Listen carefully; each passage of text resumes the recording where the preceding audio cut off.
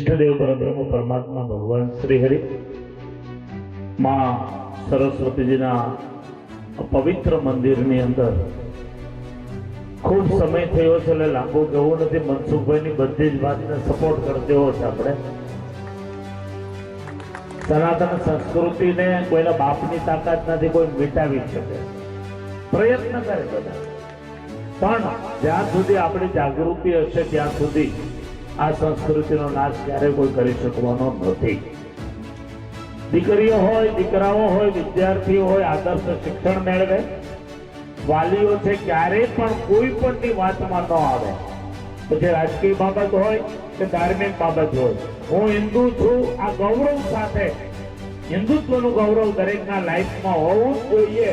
આ દરેક વાલીઓ જ્યારે સુખી થવું છે એના માટે, બાકી તો તમને લલચાવનારા, ભોળવનારા, ડરાવનારા દુનિયામાં હાલી જ મળ્યા છે।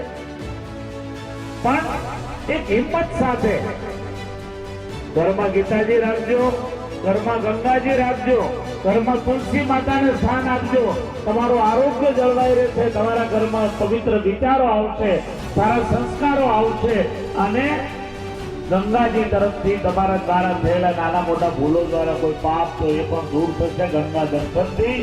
વિશેષ નથી કેવું પણ બાળકોની અંદર સારું શિક્ષણ, તમારા ગામની અંદર એવી સૈનિક સેના બનાવો, 5 જણા, 10 જણા, 15 જણા, 25 જણા, કોઈ બાઇબલ લઈને વેચવા આવે તો એને મારીને બહાર કાઢી મૂકો। આટલી તાકાત, આટલી ખુમારી હરેક સમાજમાં જો હોય તો સમાજ પોતાના જીવનમાં આગળ વધી શકે, બાકી શક્ય જ નથી।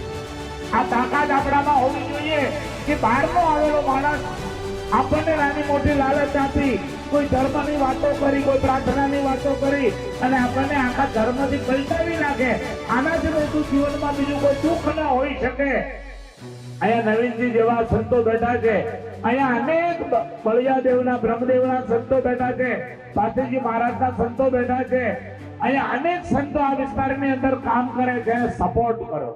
ઘણીવાર સમાજ સંતની સાથે નથી ચાલતો, રાજકીય મહાપુરુષોની સાથે જેના જીવનમાં રાષ્ટ્રીય વિકાસ ઓનલી બનેલો છે આવા લોકોની સાથે નથી ચાલતો અને નાની નાની વાતોમાં ભોળવાય અને કોકના બીજા આડાવડા રસ્તે ચડી જાય છે, ત્યારે ધર્મની હાનિ થાય છે અને રાષ્ટ્રની હાનિ થાય છે।